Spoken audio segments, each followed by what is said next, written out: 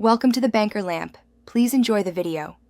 In this video, I will compare the Honda CR-V and Chevy Equinox, two very popular compact SUVs. We'll dive into their key differences and similarities across several important categories. Our full comparison will cover everything from engine performance and fuel efficiency to interior comfort and cargo capacity.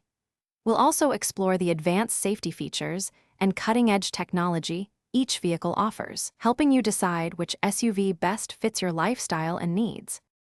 When it comes to performance, the Honda CR-V's standard 1.5-liter turbocharged engine delivers a solid 190 horsepower. For even greater efficiency, the hybrid variant boasts 204 total system horsepower. Fuel economy is impressive, with gas models reaching up to 28 city and 34 highway miles per gallon, while hybrids can achieve up to 43 city and 36 highway miles per gallon. The Chevy Equinox, on the other hand, comes with a 1.5-liter turbocharged engine producing 175 horsepower. Its front-wheel drive models offer an estimated 26 city and 28 highway miles per gallon.